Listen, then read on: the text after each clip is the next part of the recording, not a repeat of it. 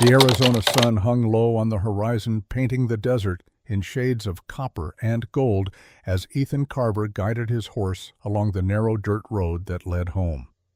Two canvas bags of supplies hung from his saddle, flour and coffee, mostly the simple provisions of a man who lived alone and intended to keep it that way.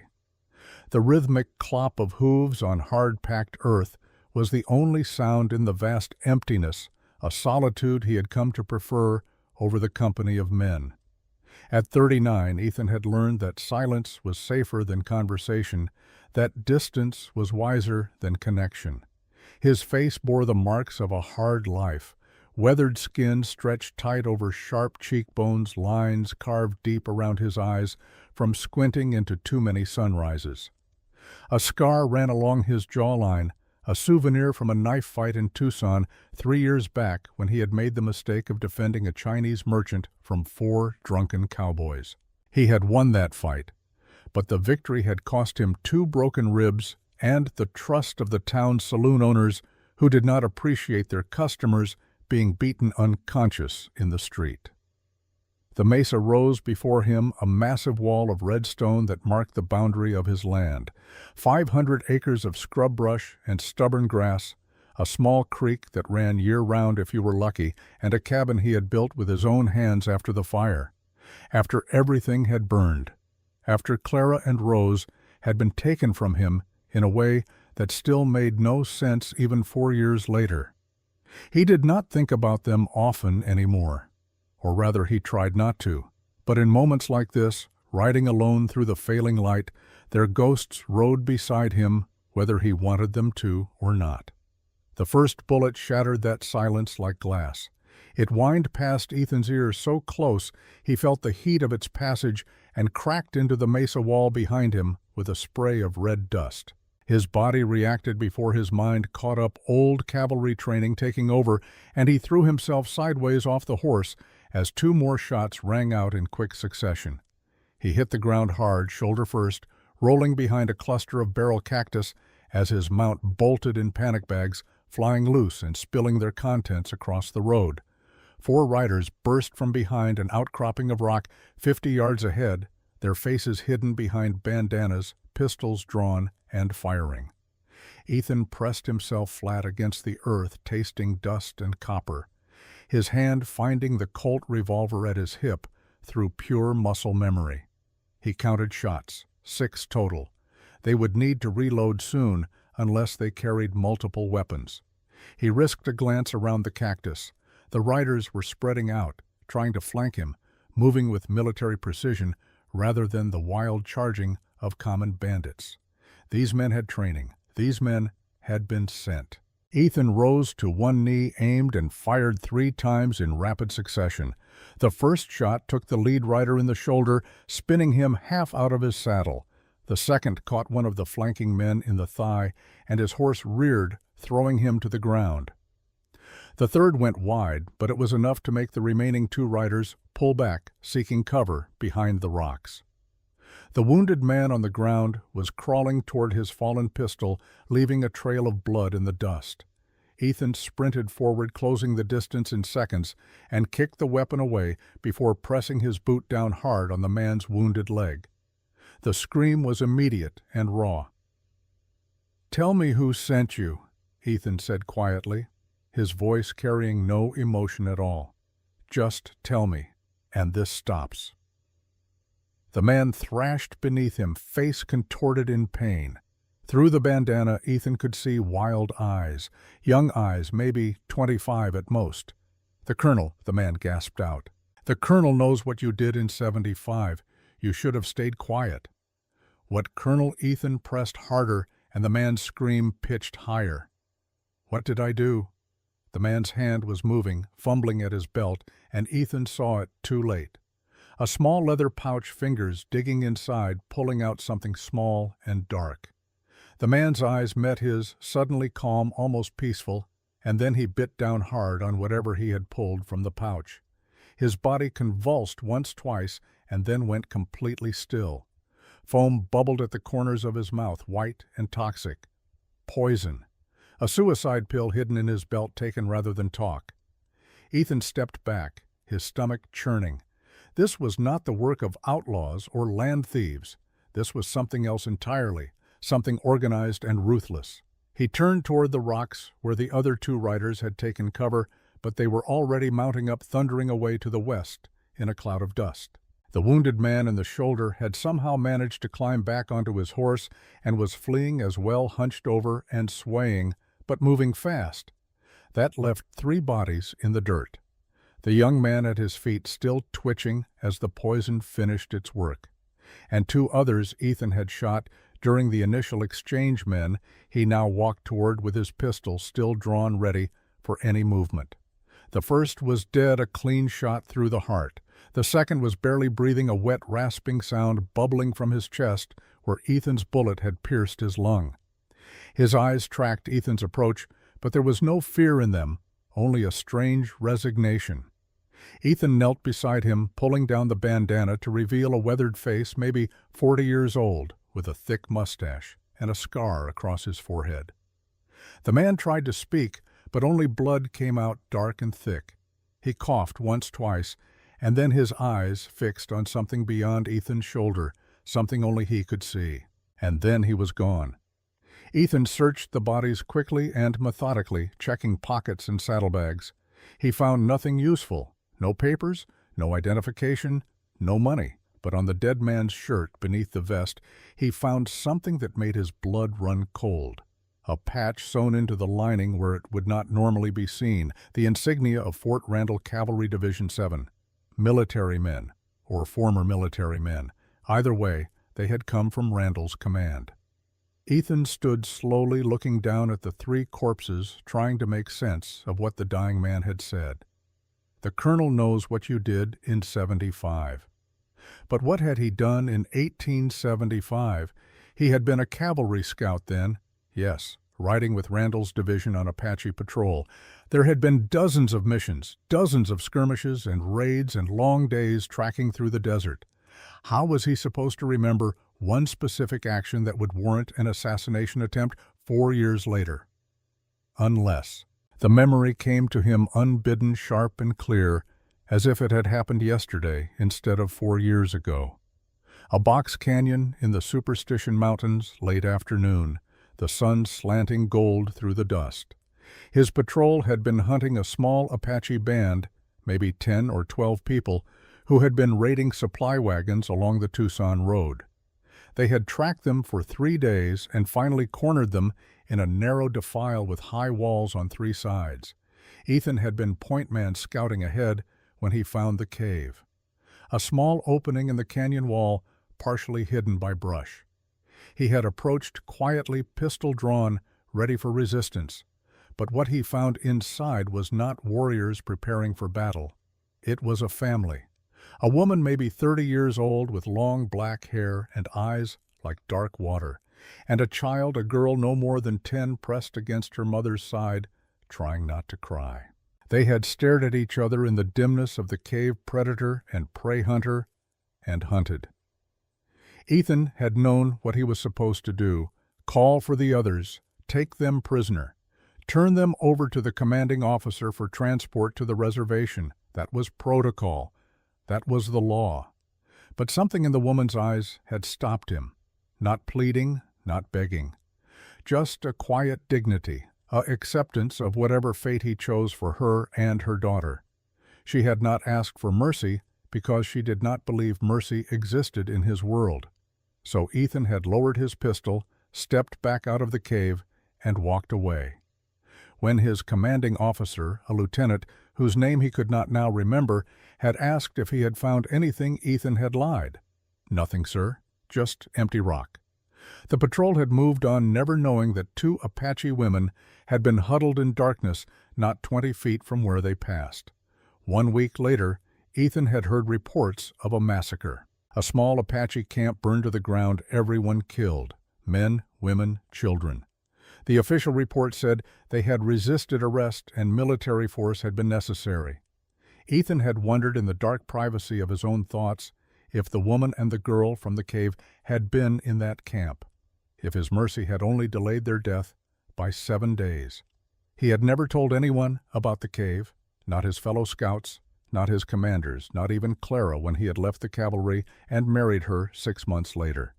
It had been his secret, a small act of defiance in a war that seemed designed to erase any possibility of humanity. But someone had known. Someone had been watching. And now, 4 years later, that someone wanted him dead for it. Ethan looked up at the darkening sky, then down at the 3 bodies cooling in the dust. He could not leave them here for the coyotes and buzzards. Whatever they had been men once. So he spent the next hour digging shallow graves in the hard earth, using a flat rock as a makeshift shovel, his hands blistering and bleeding by the time he finished. He said no words over them. He simply covered them with dirt and stones, then retrieved what he could of his scattered supplies.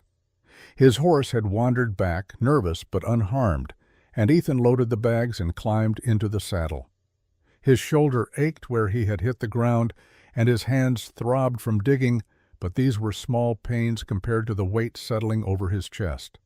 The weight of knowing that his past had finally caught up with him, that the life he had tried to build in isolation and silence was about to be shattered by forces he did not yet understand. He rode the last 3 miles to his cabin in full darkness, guided only by starlight and the familiar contours of land he knew by heart.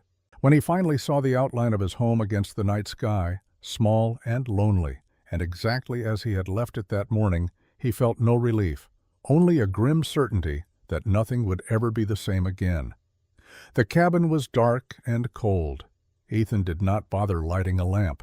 He simply walked to the small table beside his bed, opened the drawer, and pulled out a bottle of whiskey he kept there for nights when the ghosts were too loud to ignore. He poured 3 fingers into a tin cup, then stood there holding it, staring at the amber liquid in the faint moonlight coming through the window. Clara would have told him not to drink. She always had, in her gentle way, that was somehow more effective than any harsh command. Drinking does not solve anything, Ethan. It just makes you forget for a while, and forgetting is not the same as healing. He poured the whiskey into the wash basin, watching it splash and drain away. Not tonight, Clara. Tonight I need to think clearly. He lit a lamp finally, and in its flickering light, he examined the patch he had taken from the dead man's clothing. Fort Randall, Cavalry Division 7. He knew that Fort had served there briefly in 1874 and 1875 before transferring to a scouting unit. The commanding officer then had been a colonel named Thaddeus Randall, a career military man with a reputation for ruthless efficiency and absolute loyalty to orders. Ethan had not liked him, but he had respected him in the way soldiers respect competent leaders who keep them alive. Was Randall the colonel the dying man had mentioned? And if so, why would he want Ethan dead now, 4 years after he had left military service? What could Ethan possibly know or have done that would warrant assassination? The answer was not going to come tonight, not sitting alone in his cabin trying to piece together fragments of memory. Ethan knew what he needed to do. Tomorrow he would ride into Prescott, the nearest town, and ask questions. Carefully, quietly, but persistently. Someone there would know something about Fort Randall's recent activities. Someone always knew. But first, he needed sleep, or at least he needed to try. He lay down on his bed, fully clothed, pistol on the table within easy reach, and closed his eyes. Sleep came eventually, but it was thin and restless, populated by dreams of a cave in the mountains, and dark eyes watching him from the shadows, judging him for choices made and consequences unforeseen. When dawn came pale and cold, Ethan rose and prepared for the ride to town. He loaded extra ammunition, strapped a knife to his belt, and took the long rifle from above the fireplace. He did not know what he would find in Prescott, but he would be ready for it.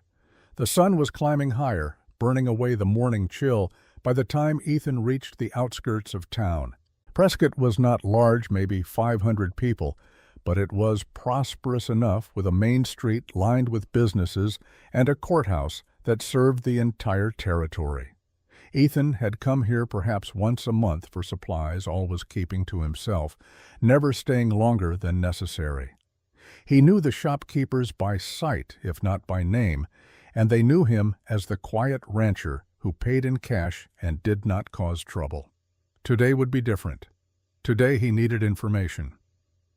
He tied his horse outside the Silver Dollar Saloon, a establishment that opened early to serve the miners coming off the night shift, and pushed through the doors into the dim interior. The smell hit him immediately, stale beer and tobacco smoke and unwashed bodies, familiar and vaguely nauseating. A dozen men sat scattered at tables drinking and playing cards, their faces haggard with exhaustion or excess or both. The bartender was a thick-set man named Horace, with a bald head and forearms like tree trunks. He looked up as Ethan approached the bar, recognition flickering in his eyes. "Carver, whiskey information," Ethan said quietly. "About Fort Randall." Horace's expression changed, became guarded. He glanced around the room, then leaned closer, lowering his voice. "You do not want to be asking about the Colonel, mister. That man runs this territory, and he does not take kindly to folks poking into his business." "I am not asking out of curiosity," Ethan said. "4 men tried to kill me yesterday. They wore Randall's insignia." Horace's eyes widened slightly. Then he straightened up, putting distance between them. "I do not know anything about that. And if I did, I would not tell you. My advice, ride out of Prescott and keep riding. Go to California. Go to Mexico. Just go somewhere far from here." Ethan studied the man's face, saw genuine fear there, and knew he would get nothing more from him. He nodded once and turned to leave. But as he reached the door, Horace called out to him, voice barely audible over the noise of the saloon. "There is something happening today you might want to see. Trading post. They are selling people." Ethan paused, hand on the door, then looked back. Horace had already turned away, busying himself with wiping down the bar, refusing to meet his eyes.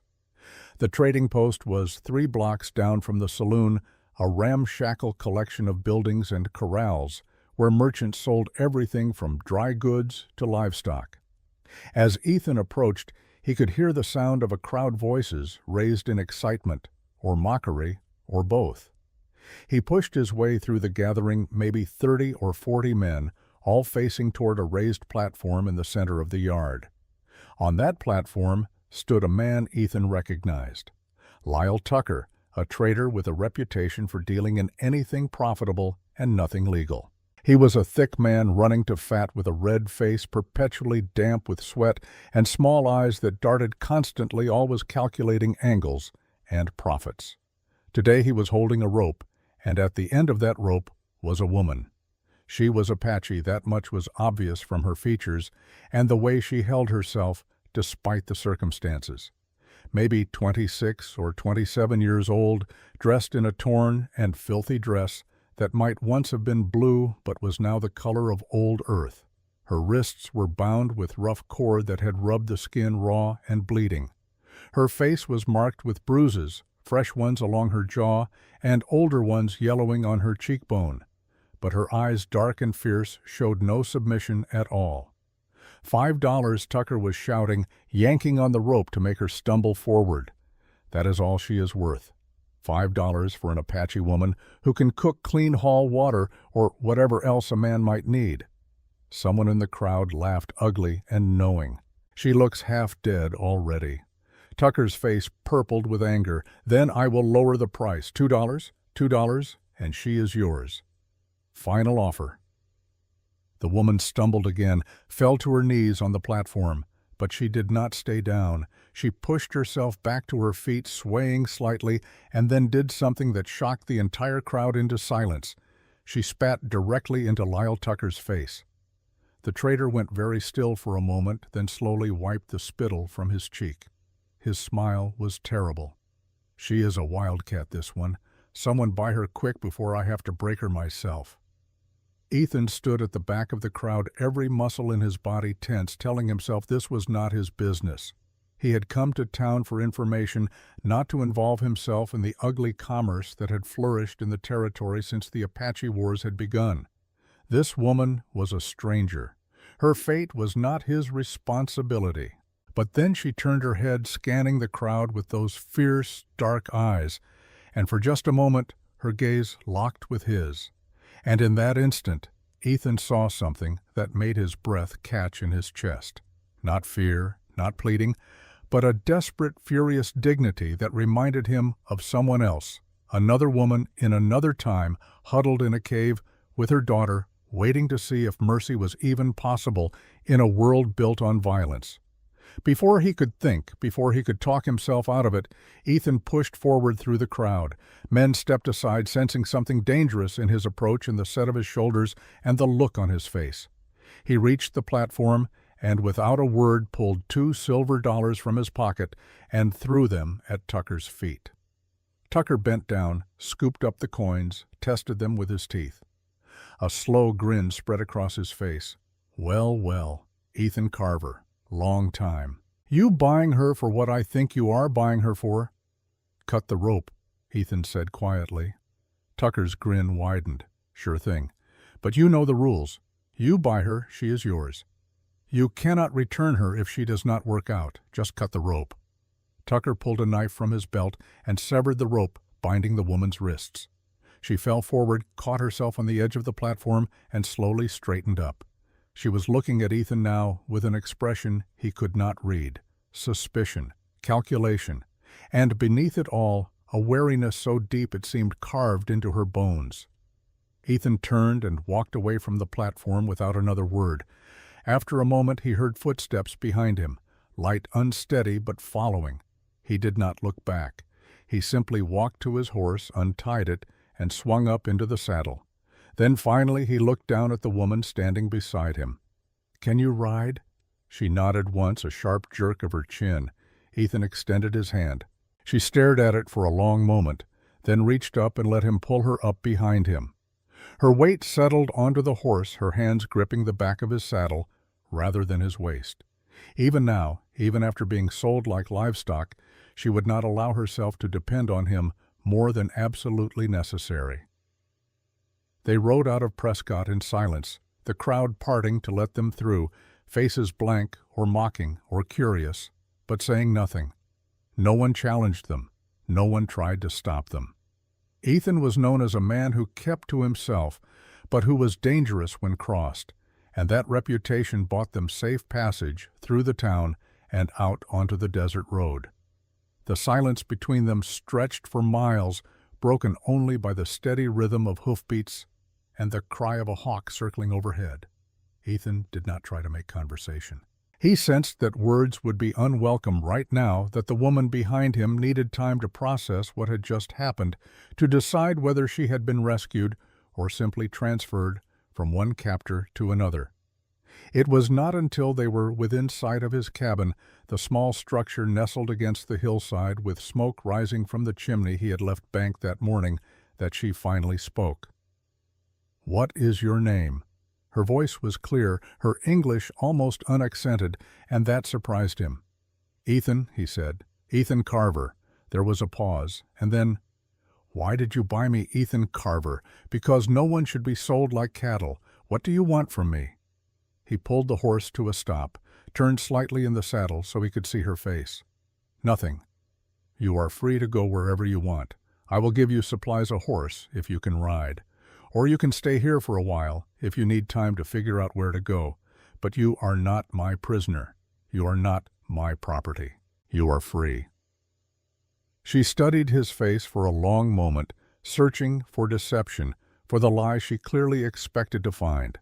When she did not find it, her expression did not soften, but something changed in her eyes. A flicker of confusion, maybe, or the beginning of something that might eventually become trust if given enough time. "My name is Kiona," she said finally. "Kiona," Ethan repeated, testing the sound of it. "All right, Kiona. Welcome to my home, such as it is." He dismounted and helped her down, noticing how she winced when her feet hit the ground, how she held her side as if ribs might be cracked beneath the bruises. She was in pain, maybe serious pain, but she held herself upright through sheer will. "Come inside," Ethan said. "I have medical supplies. Let me look at your injuries. I do not need your help. You might not want it, but you need it. Those ribs could be broken. If they are, and you do not get them wrapped, one could puncture a lung. Then you will die probably in a few days, painfully. So you can accept my help, or you can be stubborn. Your choice." Kiona glared at him, but after a moment, she nodded and followed him into the cabin. The interior was simple, almost Spartan. One main room with a fireplace, a table, 2 chairs, a small bedroom off to one side, and another even smaller room that might have been meant for storage, but now held nothing but dust and memories. Ethan gestured to one of the chairs. "Sit. I will get the kit." He returned with a small wooden box containing bandages, a bottle of carbolic acid, and a flask of whiskey for disinfecting wounds. Kiona had sat down, but was watching him with the wariness of a wild animal ready to bolt at the first sign of danger. Ethan moved slowly, deliberately, keeping his hands visible. "I need to check your ribs. I am going to have to touch you. If you want to do it yourself, I can talk you through it." She shook her head. "Do it. But if you try anything else, I will kill you." Ethan almost smiled at that. Fair enough. He knelt beside her and gently pulled up the side of her dress, exposing her rib cage. What he saw made his jaw tighten, bruises deep purple and black covering her entire left side. Some were boot-shaped clear imprints where someone had kicked her repeatedly. He pressed gently along the bones, feeling for breaks, and she hissed in pain, but did not pull away. "2 cracked, maybe 3, he said finally. "Not broken all the way through, but bad enough. I am going to wrap them tight. It will hurt, but it will help them heal." He worked quickly and efficiently, wrapping her torso with long strips of linen, pulling them tight enough to stabilize the ribs, but not so tight she could not breathe. Kiona endured it in silence, her face pale and slick with sweat by the time he finished. "There," Ethan said, sitting back. "You should rest. The bedroom is through that door. It has a lock on the inside. Use it if it makes you feel safer. Where will you sleep?" "Out here, in the chair." She looked at him for a long moment, then stood slowly and walked to the bedroom door. But before she went inside, she turned back. "Why?" she asked. "Why do you do this? You do not know me. I am nothing to you." Ethan met her gaze steadily. "Everyone is something to someone, and no one deserves what was done to you." She did not respond, just studied his face as if trying to memorize it, then disappeared into the bedroom. He heard the sound of the lock sliding into place and then silence. Ethan stood, poured himself a cup of water from the bucket by the door, and sat down in the chair by the fireplace. His body ached from the previous day's fight, from digging graves, and from the tension of not knowing who might come for him next. But beneath the physical exhaustion was something else, a strange sense that the random violence of yesterday and the impulse that had led him to buy Kiona's freedom today were somehow connected threads of a pattern he did not yet understand. He thought about the dying man's words. "The Colonel knows what you did in '75.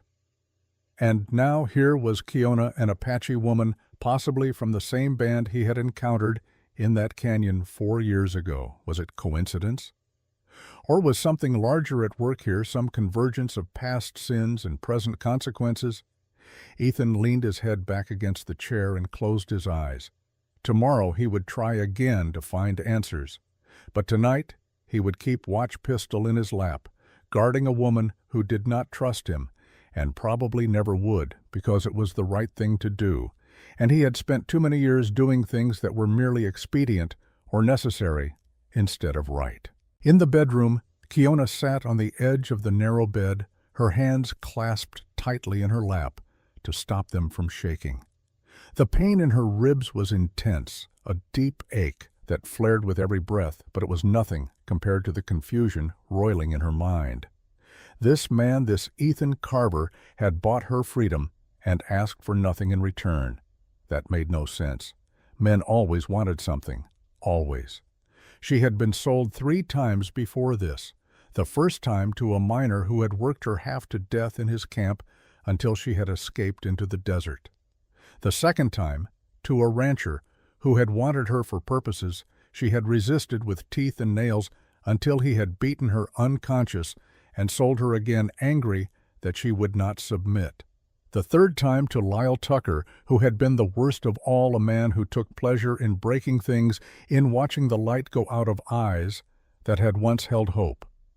And now, this, a man who gave her a room with a lock, who wrapped her broken ribs without demanding payment, who looked at her as if she were a person rather than property. Kiona did not trust it, could not trust it, because in her experience, kindness was just another kind of trap, a way to lower defenses before the real cruelty began. But she was also exhausted, her body pushed past its limits, and the bed was soft, softer than anything she had felt in months. She lay down carefully, trying to find a position that did not make her ribs scream. And as she drifted toward an uneasy sleep, one thought kept circling through her mind like a bird of prey. This man's face was familiar, not from today, not from the trading post, from before, from somewhere in the shattered fragments of her memory, from a time when she had been someone else, someone younger, someone who still believed that the world contained more than just pain and captivity. But she could not quite grasp the memory, could not pull it into focus. So she let it go, let herself sink into darkness, and tried not to dream. Morning came with the harsh cry of a raven outside the window. Kiona woke instantly, every muscle tensing, ready for danger. It took her several seconds to remember where she was, to recognize the unfamiliar room and the soft mattress beneath her instead of hard ground or wooden planks. The pain in her ribs was still there, sharp and immediate, when she tried to sit up, but the wrappings held everything in place, made movement possible, if not comfortable. She stood slowly, testing her balance, and walked to the small window. Outside, the desert stretched away in all directions, red rock and scrub brush and endless sky. Beautiful in its own harsh way, though she had learned long ago not to trust beauty. Beautiful things could kill you just as easily as ugly ones out here. Through the window, she could see Ethan Carver moving around outside the cabin, tending to a small corral where 2 horses stood. He moved with the easy efficiency of a man comfortable with physical work, his movements economical and precise. He had been a soldier, Kiona thought. She could tell from the way he carried himself, the way he scanned the horizon periodically, even while performing mundane tasks, always alert, always ready. She tested the bedroom door, found it unlocked from her side, and opened it cautiously. The main room was empty, but there was coffee brewing over the fire and the smell of bacon frying in a pan. Her stomach clenched painfully at the smell. She could not remember the last time she had eaten real food, something more than stale bread or thin gruel. Kiona moved to the fireplace, found a tin plate and cup, and served herself. She was eating standing up, too hungry to bother sitting, when the cabin door opened and Ethan entered. He stopped when he saw her, seemed about to say something, then simply nodded and went to pour his own coffee. They ate in silence for several minutes before Ethan finally spoke. "How are the ribs? They hurt. But the wrapping helps." "Good." He paused, seemed to be choosing his words carefully. "You do not have to stay here, you know. If you want to leave, I meant what I said yesterday. I will give you supplies and a horse." "And where would I go?" Kiona asked, her voice harder than she intended. "Back to the reservation, where I will be counted and catalogued like livestock, into the desert to die alone, back to town to be sold again. Tell me, Ethan Carver, where exactly is a free Apache woman supposed to go in your America?" Ethan met her eyes unflinching. "I do not have a good answer to that. You are right, I am sorry." The apology surprised her. Men like him did not usually apologize to women like her. She set down her plate, studying his face, trying to understand what kind of man he was beneath the weathered exterior and careful words. "You were cavalry," she said. It was not a question. "Yes. Scout division mostly. I left in '76. Why did you leave?" "My wife and daughter were killed. After that, I did not see much point in continuing." Kiona absorbed this information, filing it away. "So you know how to track, how to fight." "I know how to survive," Ethan said, "which is not quite the same thing." Before Kiona could respond, both of them heard it at the same time. The sound of hoofbeats, multiple horses approaching fast from the east. Ethan was moving before the sound fully registered, grabbing his rifle from above the door, checking the load with practiced hands. "Stay inside," he said to Kiona, but she was already moving to the window, peering out to see who was coming. 4 riders crested the low rise beyond the corral, riding hard, dust billowing behind them. Even from a distance, Kiona could see they were armed rifles across their saddles, pistols at their hips. The lead rider was Lyle Tucker, his bulk unmistakable even at this distance. Ethan stepped out onto the small porch rifle, held casually but ready.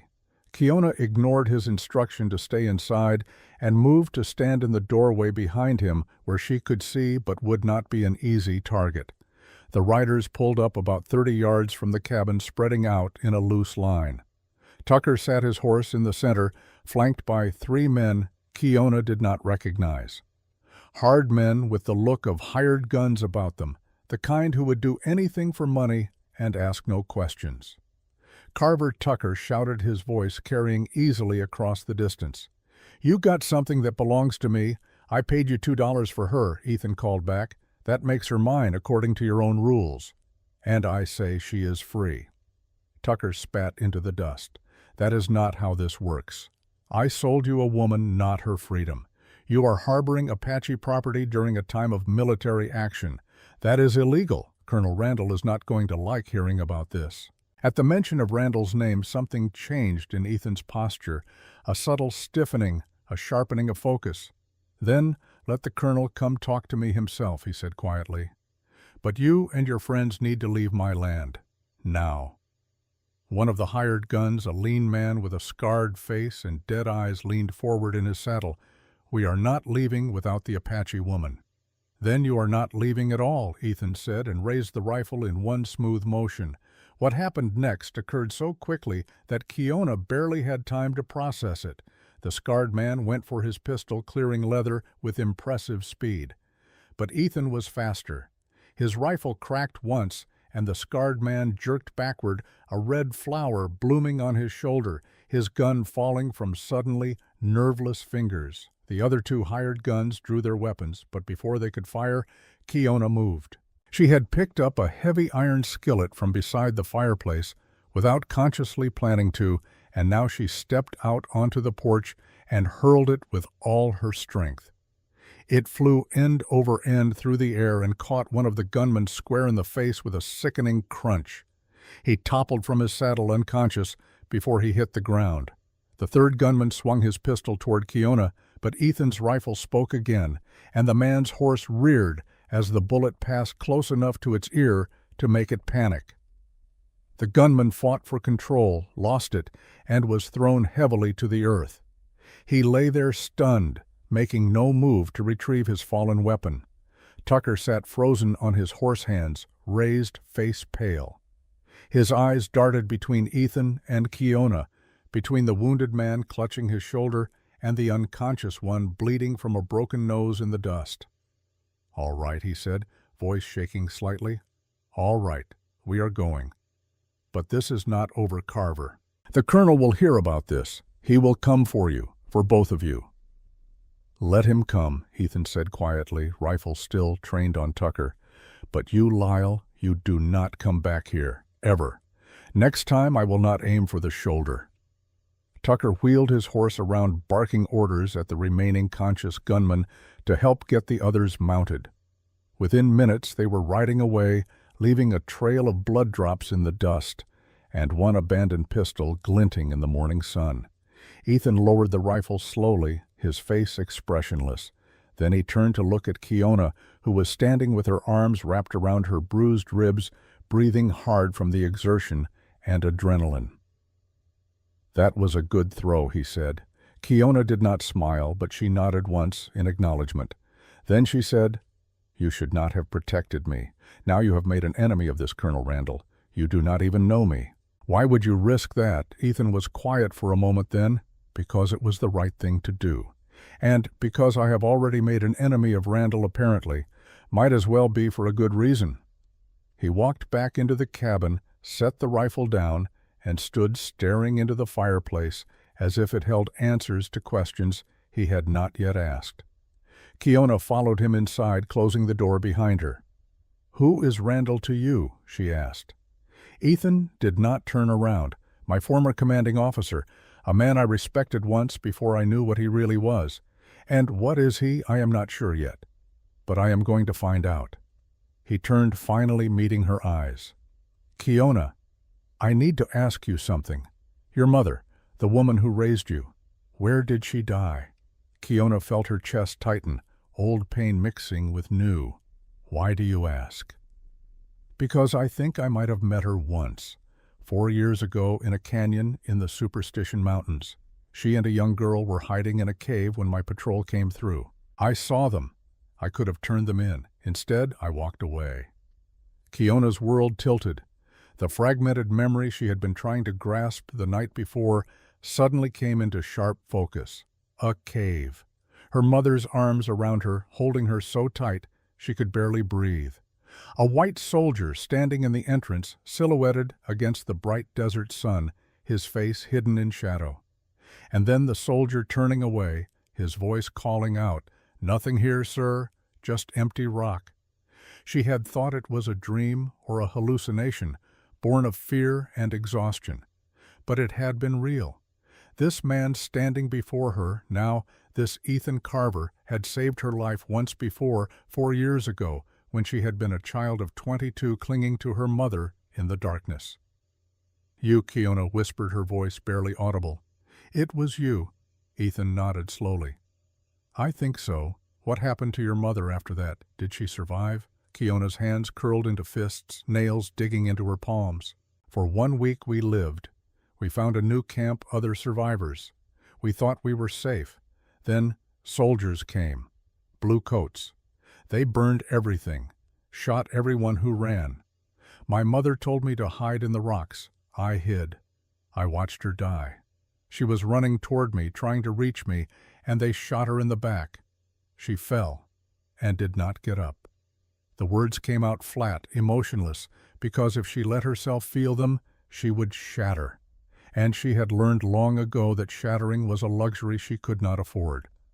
"I am sorry," Ethan said, and there was genuine pain in his voice. "I did not know.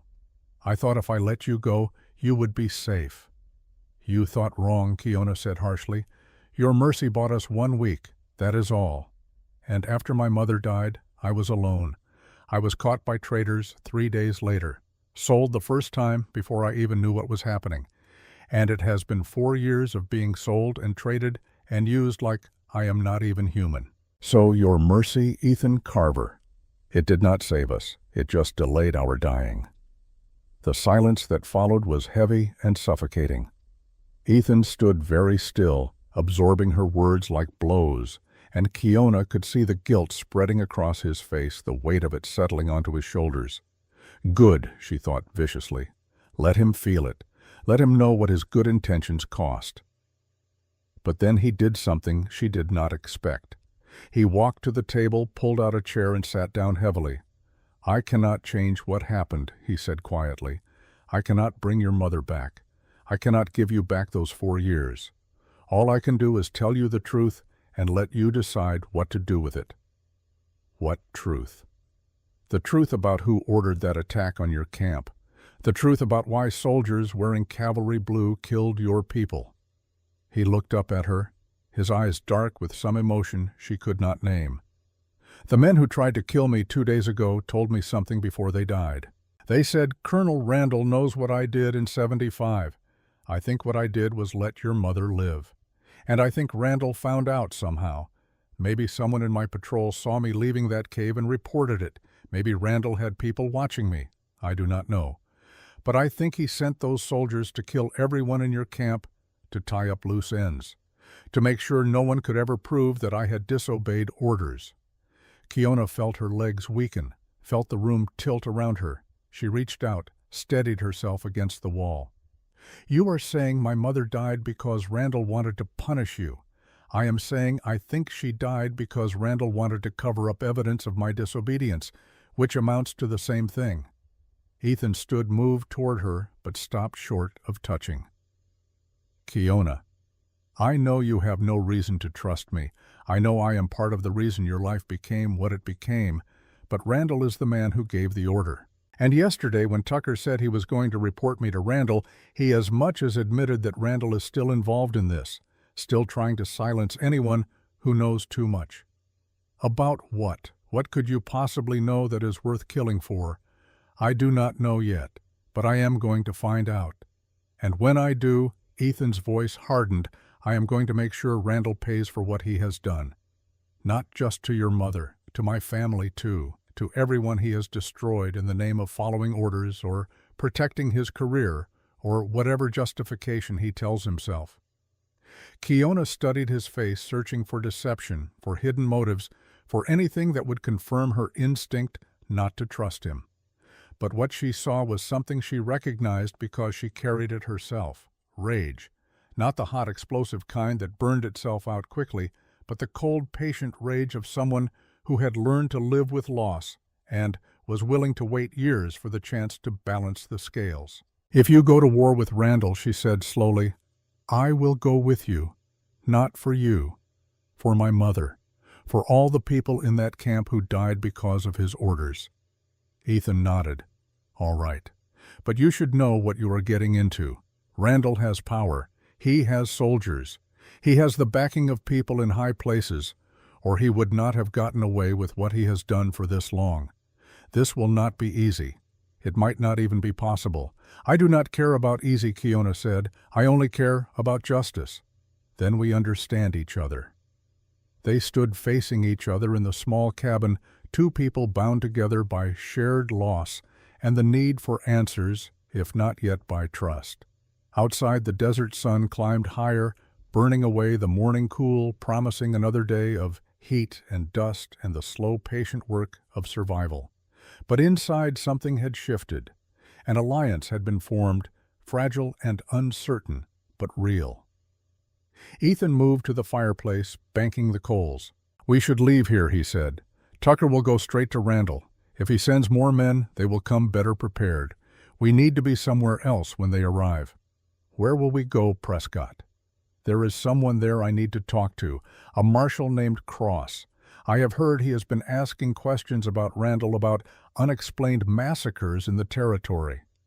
If we can find him, we might have an ally, and if we cannot, then we are on our own, which is nothing new for either of us. Kiona went to the bedroom, gathered the few possessions she had, which amounted to nothing more than the torn dress she had been wearing and a pair of worn boots. Ethan gave her a clean shirt and pants that had belonged to him, too large but serviceable when she rolled up the sleeves and legs. He also gave her a knife in a leather sheath, watching her face as she took it. Do you know how to use that? My brother taught me, Kiona said, and her voice caught slightly on the word brother. Before he was killed in a raid 2 years ago. I am sorry. She shrugged, not trusting herself to speak, and tucked the knife into her belt. They left the cabin within the hour, Ethan on his horse, and Kiona on the second mount from the corral, a steady mare that seemed unbothered by her unfamiliar rider. They rode north toward Prescott, keeping to the low ground where possible, avoiding the main roads. The journey took most of the day, with frequent stops to rest the horses and watch for signs of pursuit. They saw no one, but that did not mean no one was watching. Kiona had learned in her years of captivity that predators often let you think you were safe right up until the moment they struck. It was late afternoon when they finally reached the outskirts of Prescott. Ethan led them to a small boarding house on the edge of town, an establishment that asked few questions and accepted cash payment for rooms. He got 2 rooms side by side and insisted that Kiona take the one with the better lock. Get some rest, he told her. I am going to find Marshal Cross. I will be back before dark. Kiona nodded, too exhausted from the day's ride to argue. But as Ethan turned to leave, she called out to him. Ethan, if you do not come back, I will assume you are dead or captured, and I will come looking for you. He smiled slightly, the first real smile she had seen from him. Fair enough. Then he was gone, and Kiona was alone in the small room, with its narrow bed and single window overlooking the dusty street. She sat down carefully, mindful of her still healing ribs, and allowed herself a moment of something that might have been hope if she could remember what hope felt like. This man, this Ethan Carver, was not like the others who had owned her. He was damaged in his own way, haunted by his own ghosts, but there was a core of decency in him that had not been beaten out or corrupted. She did not trust him, not fully, not yet, but she believed him. And for now, that was enough. Outside, the sun began its descent toward the horizon, painting the desert in shades of amber and shadow. And somewhere in Prescott, Ethan Carver was looking for a marshal who might be the only ally they had in a territory where the line between law and lawlessness had been blurred past recognition. The story was far from over. In fact, it was only beginning. Ethan found Marshal Daniel Cross in the last place he expected, sitting alone at a corner table in the Silver Dollar Saloon, nursing a glass of whiskey and reading a leather-bound journal by the light of a kerosene lamp. The marshal was older than Ethan had imagined, maybe 52, with steel gray hair and a thick mustache that had gone white at the edges. His face was lined and weathered, the face of a man who had seen too much and forgotten none of it. But his eyes were sharp, alert, constantly scanning the room, even as he appeared absorbed in his reading. Ethan approached the table slowly, hands visible, making no sudden movements. Marshal Cross. The older man looked up, his hand dropping casually to rest near the pistol at his hip. That depends on who is asking. Ethan Carver. I need to talk to you about Fort Randall. Cross's eyes narrowed, studying Ethan's face with an intensity that felt like being dissected. Then he gestured to the empty chair across from him. Sit, but keep your hands on the table where I can see them. Ethan sat, placing both palms flat on the scarred wooden surface. Cross closed his journal and set it aside, never taking his eyes off Ethan. You are the rancher from the Mesa country, the one who lost his family in '76. You have been asking about me. I have been asking about a lot of things.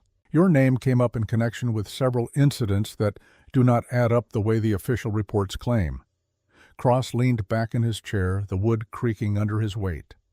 2 days ago, 4 men with military training tried to kill you on the road to your ranch. Yesterday, you bought an Apache woman at the trading post and shot one of Lyle Tucker's hired guns when they tried to take her back. Today, Tucker went straight to Fort Randall, and according to my sources, Colonel Randall is not happy, so I will ask you straight, Carver. What did you do to make yourself such an interesting target? Ethan chose his words carefully. In '75, I was a cavalry scout under Randall's command. During a patrol in the Superstition Mountains, I found 2 Apache women hiding in a cave. I was ordered to report any findings. I did not report them. I let them go. And you think Randall found out? I think Randall ordered a massacre of an Apache camp 1 week later to eliminate anyone who might have known about my disobedience, including those 2 women. Cross's expression did not change, but something flickered in his eyes. Recognition, maybe, or confirmation of a suspicion he had already held. One of those women survived, Ethan continued. The daughter. Her name is Kiona. She is the woman I bought yesterday. Let me guess, Cross said quietly. When you saw her, you recognized her from that day in the cave. Ethan shook his head. I recognized her mother in her. Same eyes.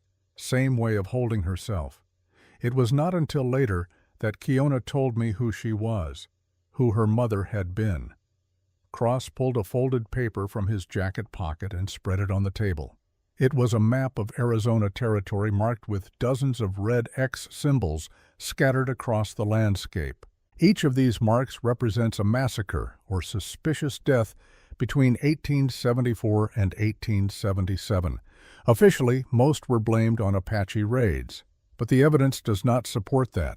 Wrong kind of bullets, wrong kind of wounds, boot prints from cavalry issue boots at scenes where no soldiers were supposed to be. Ethan studied the map, his stomach tightening as he saw the pattern. The marks formed a rough line running northeast to southwest across the territory.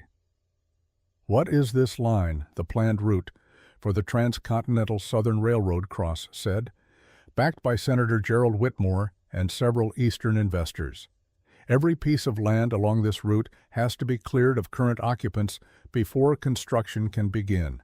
Ranchers, homesteaders, Apache tribes, anyone who might object or demand compensation.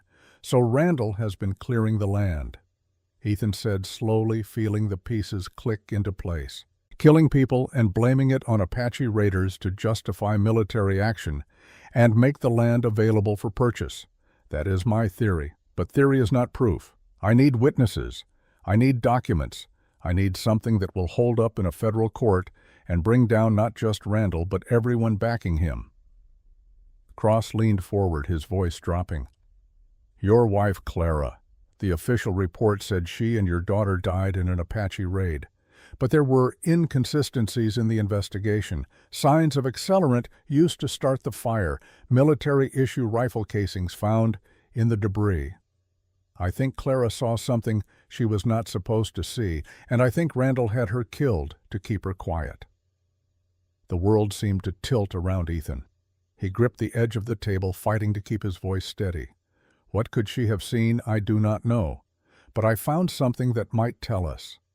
Cross reached into his jacket again and pulled out a small leather-bound book, worn and water-stained.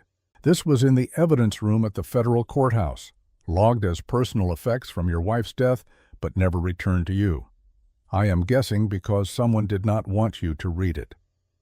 Ethan took the book with shaking hands. Clara's journal. He had known she kept one, had seen her writing in it by lamplight in the evenings, but he had assumed it had burned with everything else. He opened it to the last entry, dated April 12, 1877, one day before she died. The handwriting was Clara's precise and careful, the script of a schoolteacher who believed in the importance of leaving clear records. Ethan's vision blurred as he read. I saw something terrible today. Colonel Randall and his men executed 6 Apache prisoners behind the fort. They shot them in cold blood, lined them up, and shot them like they were nothing more than animals. Then they burned the bodies to hide the evidence. Randall saw me watching from the ridge. He smiled and said, Mrs. Carver, you should go home and forget what you saw. But I cannot forget. I will not forget. I am writing this down in case something happens to me. Someone needs to know what kind of man Thaddeus Randall really is. There was more details about what she had witnessed, names of soldiers she had recognized, but Ethan could not read it through the tears that were suddenly streaming down his face. His hands trembled so violently that Cross reached across the table and gently took the journal back. I am sorry, the marshal said quietly. I know that does not help, but I am sorry you had to learn this way. Ethan pressed the heels of his hands against his eyes, forcing himself to breathe, to think, not simply stand up and ride straight to Fort Randall to put a bullet in Randall's head. When he finally lowered his hands, his face was wet, but his voice was steady. What do you need from me? I need you to stay alive, Cross said bluntly. Randall knows you are a loose end now. He will come for you probably soon, and I need you to help me find more evidence. This journal is good, but it is not enough. We need military records orders signed by Randall correspondents with Whitmore. Something that proves the conspiracy goes beyond one man acting alone. How do we get that? We break into Fort Randall and take it. Cross's smile was grim. I have been building a case for 8 months, Carver. I have talked to survivors, collected testimony, mapped out patterns, but I need hard evidence, and the only place that exists is in Randall's personal files, which means someone needs to get into his office and steal them. You want me to infiltrate a military fort? I want you to do what you did during the war. Scout, gather intelligence, get in, get what we need, and get out before anyone knows you were there. Cross paused. But you should know this is not an official operation. If you get caught, I cannot protect you.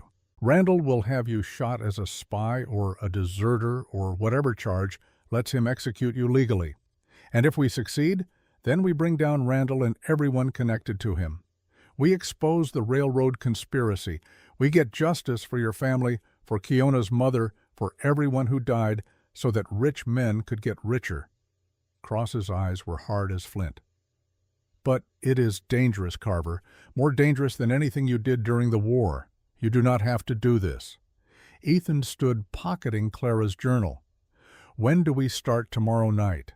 I have a contact inside the fort, a corporal who has been documenting irregularities in supply orders and troop movements. He can get us past the outer perimeter. After that, you are on your own." Cross stood as well, extending his hand. "One more thing. The Apache woman, Kiona.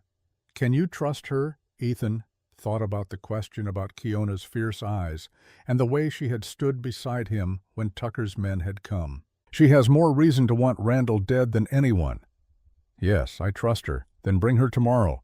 We might need someone who can move quietly. Apache scouts are the best trackers in the territory for a reason." They shook hands, and Ethan left the saloon, stepping out into the cooling evening air. The sun had set while they talked, and the sky was fading from orange to purple, stars beginning to appear in the vast expanse above. He walked back to the boarding house slowly, his mind racing with everything Cross had told him, everything he had read in Clara's journal. She had known. She had seen Randall's true nature and had tried to record it to leave evidence in case the worst happened. And the worst had happened because Ethan had not been there to protect her, had been away on a supply run that in retrospect seemed suspiciously timed. Had Randall arranged for him to be away? Had someone suggested that Tripp made sure Ethan would be gone when the killers came? He would probably never know. But it did not matter now. What mattered was finishing what Clara had started, exposing Randall, bringing him to justice, making sure her death meant something. Kiona was waiting in the hallway outside her room when Ethan returned. She had changed into the clothes he had given her and had braided her long dark hair back from her face. The bruises were still visible on her jaw and cheekbone, yellowing now as they healed, but her eyes were clear and alert. "Did you find the marshal?" "Yes, we need to talk."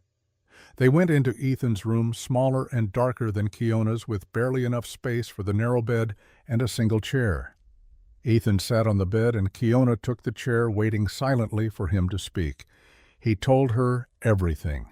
About Clara's journal, about the railroad conspiracy, about Cross's plan to infiltrate Fort Randall.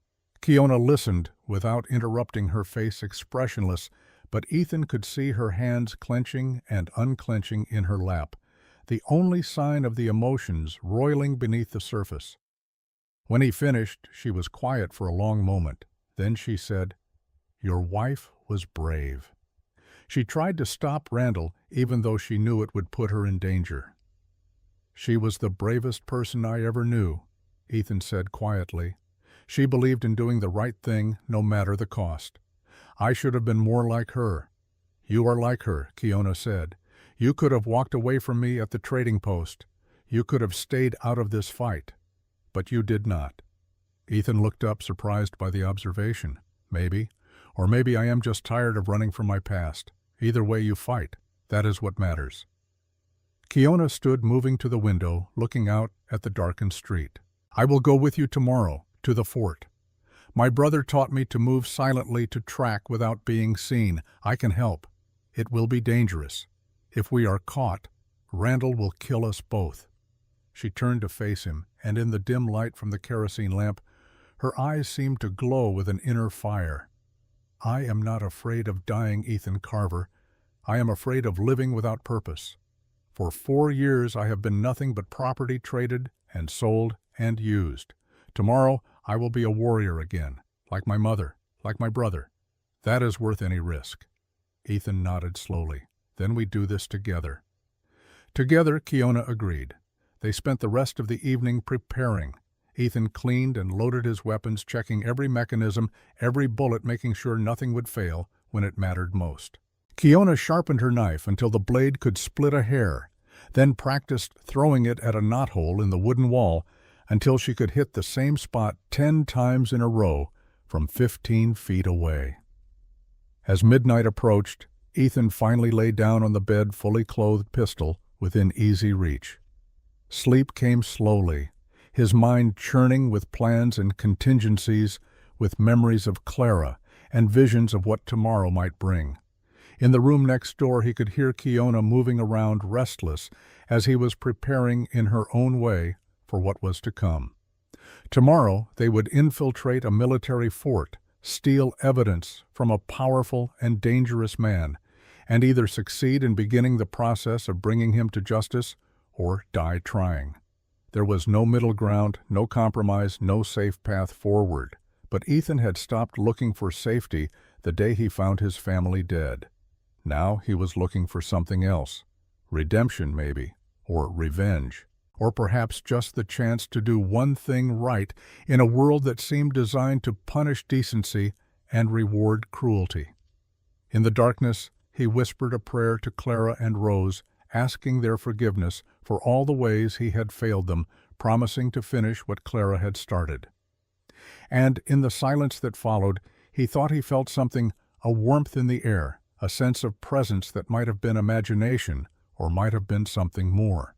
Either way, it gave him the strength to close his eyes and rest, knowing that whatever came tomorrow, he would face it with the courage Clara had always believed he possessed. Dawn came gray and cold with a sharp wind blowing down from the mountains that promised rain by nightfall. Ethan and Kiona met Marshall Cross at the edge of town, where the buildings gave way to open desert and the road to Fort Randall stretched north like a pale scar across the red earth. Cross was mounted on a sturdy bay gelding, with a rifle across his saddle and a grim expression on his weathered face. "My contact got word to me this morning. There is a supply wagon going into the fort at noon. We can hide in the back, get through the main gate without being seen. After that, we are on our own until nightfall. That is when my man can get us into the command building." "What about guards?" Ethan asked. "Doubled since yesterday," Cross said. "Randall knows something is coming. He just does not know what or when. We will need to be very careful and very quiet." They rode north in silence, keeping off the main road using dry washes and rocky ground to hide their trail. The fort was 20 miles from Prescott, built on a rise overlooking a broad valley with clear sight lines in all directions. A good defensive position which made infiltration that much harder. As they rode, Ethan became aware of a prickling sensation on the back of his neck, the old cavalry scout instinct that said they were being watched. He scanned the ridgeline to the east, looking for movement, for any sign of a pursuer. Nothing. But the feeling persisted. Kiona felt it too. He could tell from the way she sat, her horse tense and alert, her eyes constantly moving, reading the landscape the way a scholar reads a book. Finally she spoke. "We are not alone." Cross's hand dropped to his pistol.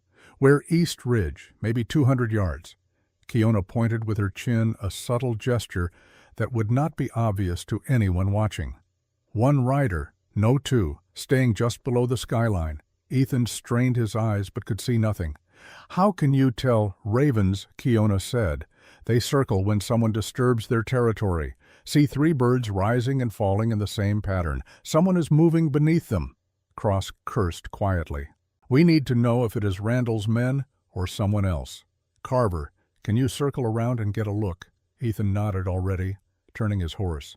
"Stay here. If shooting starts, ride for the fort and do not look back." He rode east, angling toward a cluster of boulders that would give him cover while he climbed toward the ridge. The ground was rough, studded with cactus and loose stone, treacherous footing for a horse moving fast. Ethan dismounted and continued on foot, moving from cover to cover, using every bit of training from his scouting days to stay invisible. As he climbed, the prickling sensation grew stronger. Someone was definitely up here, and whoever it was knew how to stay hidden. Ethan drew his pistol, moving slowly now, placing each foot with care to avoid dislodging rocks that might give away his position. He was 20 feet from the ridgeline when he heard the voice behind him, speaking in Apache.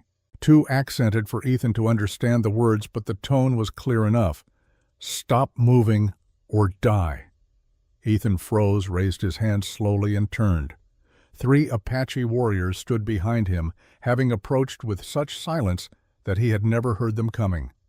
They were young, maybe 25 or 30, dressed in a mix of traditional clothing and stolen cavalry gear. All three held rifles pointed at his chest.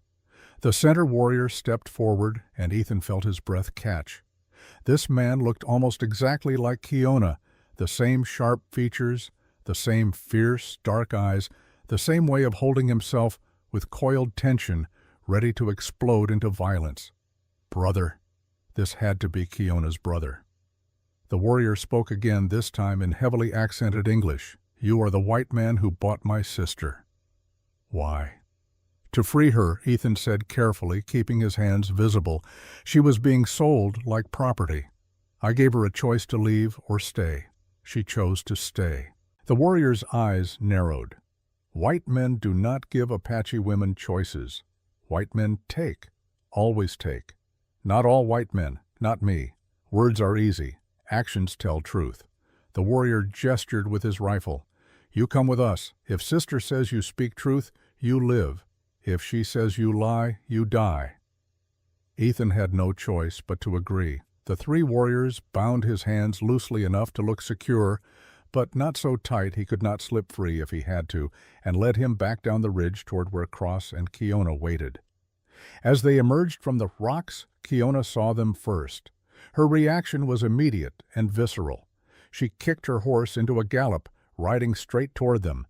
And when she reached the warriors, she threw herself from the saddle and into the arms of the center warrior, speaking rapidly in Apache, too fast for Ethan to follow, even if he had understood the language. The warrior held her at arm's length, studying her face, touching the bruises gently with his fingertips. His expression was murderous as he looked past her to Ethan. Who did this to you, sister? Not him, Kiona said, switching to English. Others. He stopped them. He protected me. The warrior looked skeptical, but lowered his rifle slightly. My name is Takota. I am Kiona's brother. We have been searching for her for 3 months, ever since she was taken from the last camp where she was held. He turned his attention back to Kiona. Why are you with these white men? Where are you going? Kiona explained quickly, telling him about Ethan's connection to their mother, about Randall, and the massacre, about the plan to infiltrate the fort. As she spoke, Takota's expression grew darker, anger and grief warring on his face. When she finished, he was silent for a long moment. Then he said, Randall, the butcher of Canyon de los Embudos. We know this name. He has killed many of our people. If you go to war with him, we will help. Marshal Cross stepped forward, hands raised in a gesture of peace. I am a federal marshal. I am investigating Randall for war crimes and murder. If you have testimony, if you have witnessed his actions, I can use that to build a legal case against him. Takota's laugh was bitter. Legal case. White man's justice.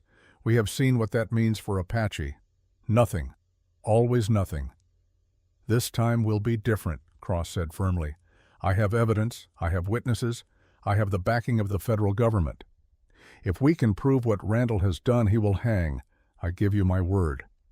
Takota studied the marshal's face, searching for deception. Finally he nodded slowly. We will see. But first you get into this fort and get your evidence. Then we talk about white man's justice. You will help us? Ethan asked. We will watch. If you succeed, good. If you are caught, we will decide then whether to help or let Randall's men kill you. Takota's smile was cold. You understand, white man. Trust must be earned. Fair enough, Ethan said. The alliance was fragile, built on mutual hatred of a common enemy rather than any real trust, but it was better than nothing. Takota and his warriors melted back into the rocks, invisible once more, while Ethan, Kiona, and Cross continued toward Fort Randall. They reached the supply wagon rendezvous point an hour before noon, a dry wash where the fort's weekly supplies were transferred from civilian contractors to military personnel. Cross's contact was there, a nervous young corporal with pale skin and darting eyes. The wagon is loaded, the corporal said quietly. There is space beneath the canvas where you can hide. When we reach the gate, stay absolutely silent. The guards will check the manifest, but they rarely search the actual cargo. What about inside the fort? Cross asked. I can get you to the command building after dark. There is a shift change at 8. 10 minutes when the halls are clear, but you need to be fast. Randall's office is on the second floor, third door on the left. The safe is behind the desk. Combination is his birth date. 1824. How do you know all this? Ethan asked. Because I have been watching him for 6 months, waiting for someone to finally do something about what he has been doing. The corporal's voice was shaking but determined. My brother was killed in one of those fake Apache raids. I know it was Randall's men. So you get in there and you find proof. You make them pay. They climbed into the wagon, squeezing into the cramped space beneath crates of flour and salt pork, and waited in darkness as the wagon began its journey to the fort. The ride was rough, every bump and jolt, sending supplies shifting and settling, threatening to crush them or expose their hiding place. Ethan could hear Kiona's breathing beside him, steady and controlled, and beyond that, the creak of wheels and the snorting of horses. When they finally stopped, voices called out, "Halt! State your business. Weekly supplies for Fort Randall." The driver's voice was board routine. "Open the back. Let me see the manifest." Footsteps approached. Canvas rustled.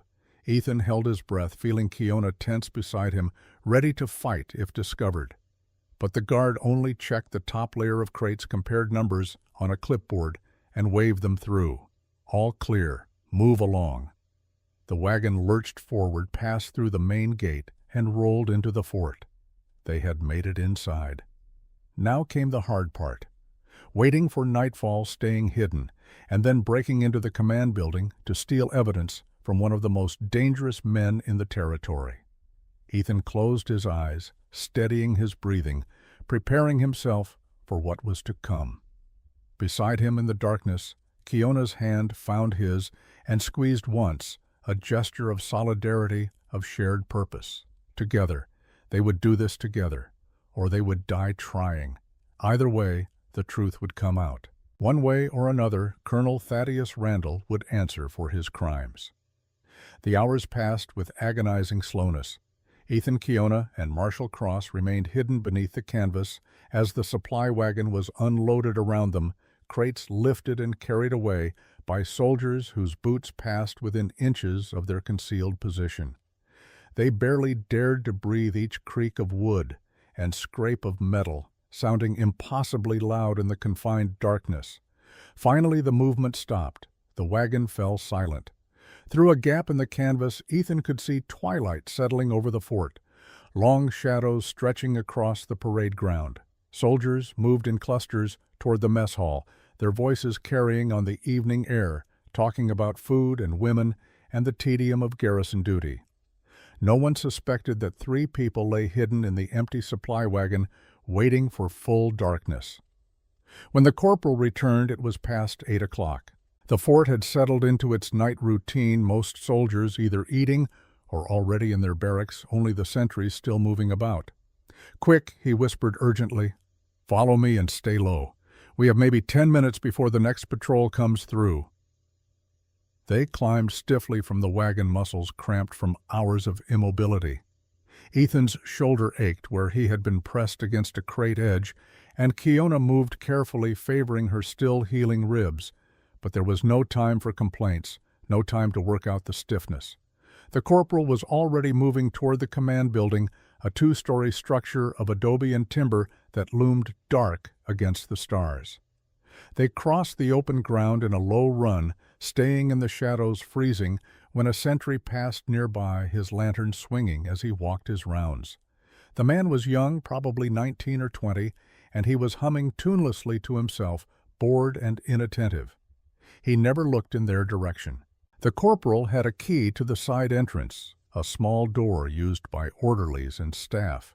He unlocked it with shaking hands, ushered them inside, then locked it behind them. "Second floor, third door left. I will wait here and warn you if anyone comes. You have maybe 20 minutes before the night officer makes his rounds." The interior of the command building was dark, lit only by a few oil lamps turned low in their sconces. The hallway stretched before them empty, and silent doors closed on either side. Somewhere above they could hear footsteps, someone walking back and forth pacing. Ethan gestured for the others to follow and began climbing the stairs, placing each foot carefully to avoid creaking boards. The second-floor hallway was even darker than the first, third door on the left, just as the corporal had said. Ethan tried the handle, locked. He pulled a thin piece of metal from his pocket, a lockpick he had made years ago and kept out of habit, and went to work on the mechanism. His hands remembered the skill, even if his mind had tried to forget, fingers moving with practiced precision, feeling for the pins, applying pressure, until he heard the satisfying click of the lock opening. Randall's office was exactly what Ethan had expected. Neat, organized, everything in its place. A large desk dominated the center of the room with maps pinned to the walls showing troop movements and patrol routes. A bookshelf held military manuals and what looked like personal journals, and behind the desk, partially hidden by a hanging flag, was the safe. Cross moved to the desk and began searching through the papers stacked there while Kiona stood watch by the door, her knife drawn ready to give warning at the first sign of danger. Ethan approached the safe, his heart pounding. 1824. The corporal had said Randall's birth date was the combination. He spun the dial carefully, listening for the subtle clicks, feeling for the resistance. Right to 18. Left past 18 to 24. Right again to 18. The lock disengaged with a soft thunk, and Ethan pulled the heavy door open. Inside were stacks of documents, bound ledgers, and several leather folders tied with ribbon. Ethan pulled everything out, spreading it on the floor, scanning quickly for anything relevant. Most of it was standard military paperwork, requisition forms, and duty rosters and supply inventories, but one folder caught his eye. It was marked Personal Correspondence and tied with a black ribbon instead of the standard brown. He opened it and began to read. What he found made his blood run cold. Letters. Dozens of them spanning 4 years, all between Colonel Thaddeus Randall and Senator Gerald Whitmore. And they told a story of systematic murder, land theft, and conspiracy that went far beyond anything Ethan had imagined. The earliest letter was dated March 1874 from Whitmore to Randall. In careful, educated script, the senator laid out his proposal. The railroad needed land.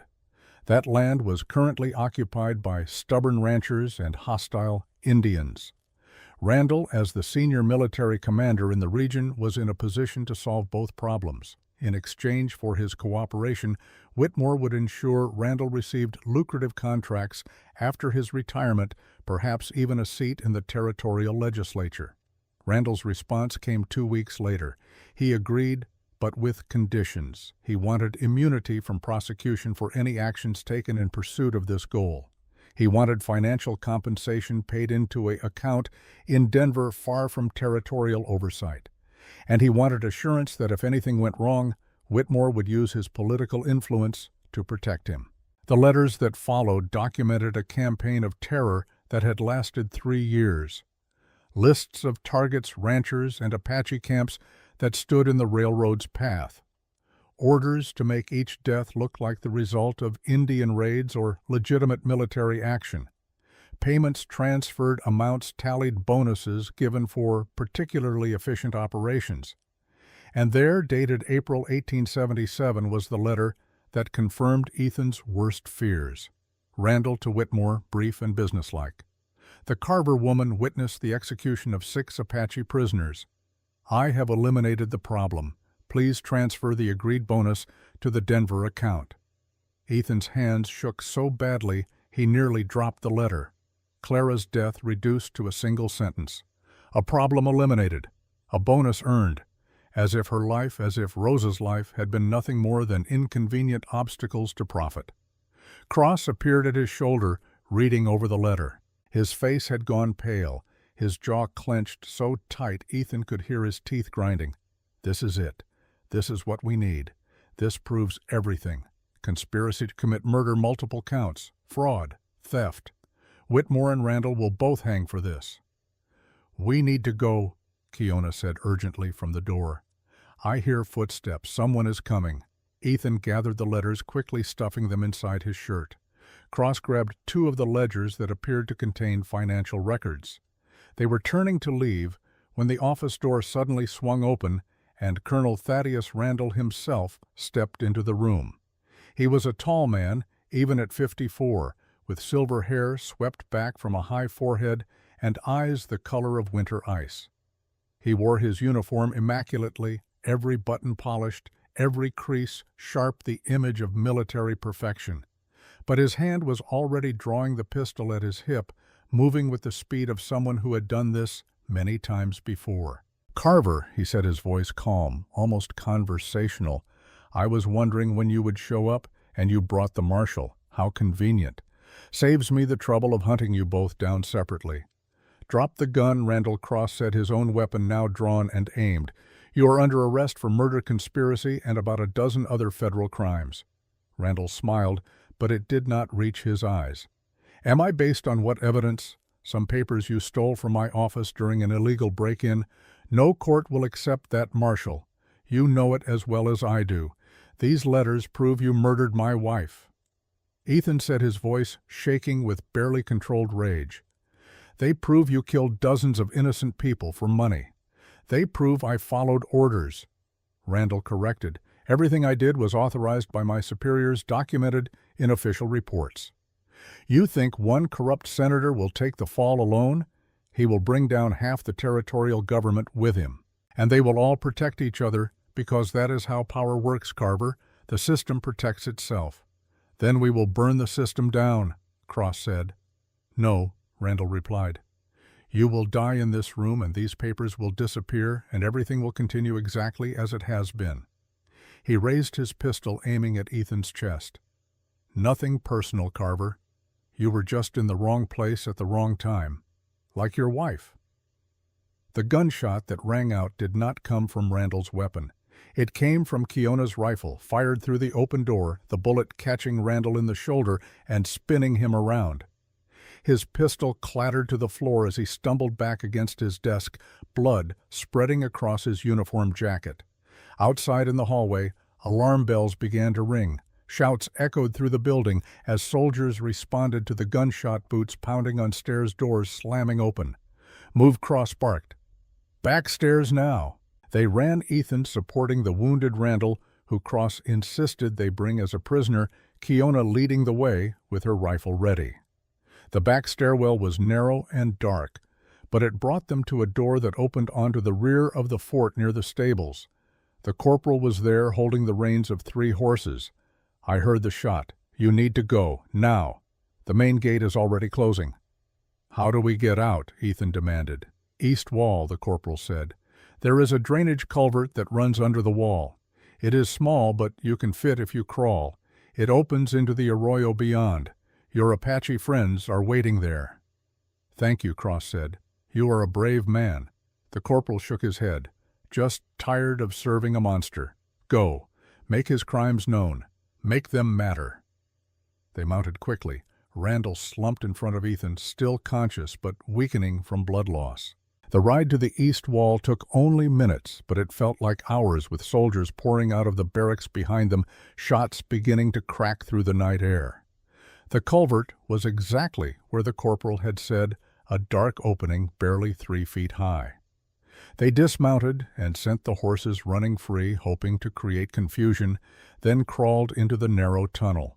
The walls pressed close, rough stones scraping their backs and shoulders, water trickling beneath them, cold and rank.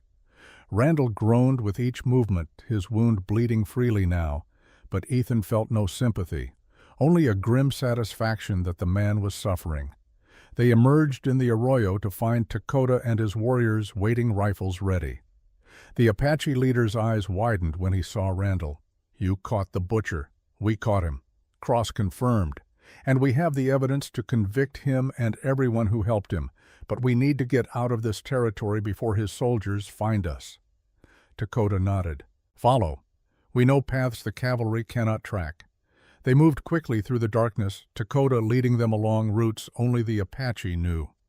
Ancient trails that wound through canyons and across ridges invisible to anyone who had not grown up learning to read this land.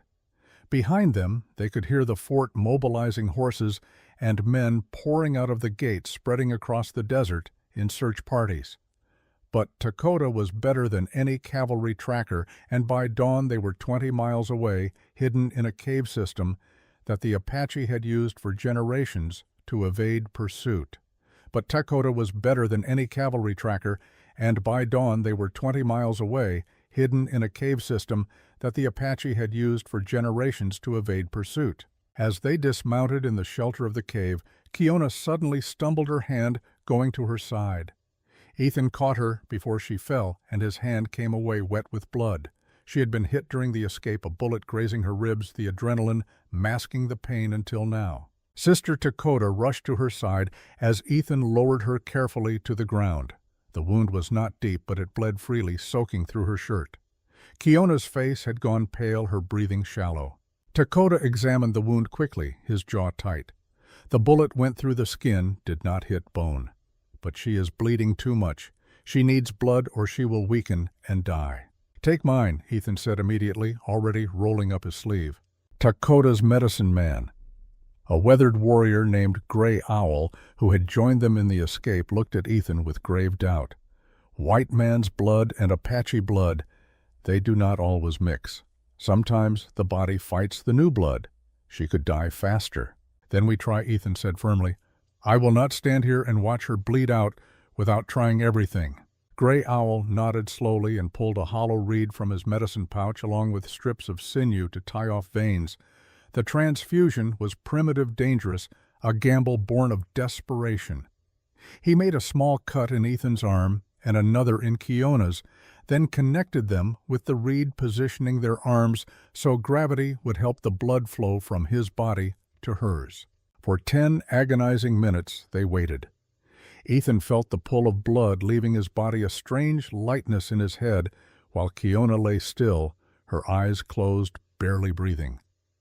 Dakota knelt beside his sister, one hand on her forehead, whispering prayers in Apache. Then slowly color began returning to Kiona's cheeks. Her breathing deepened, steadied. Her eyes fluttered open, unfocused but alive. Brother, she whispered.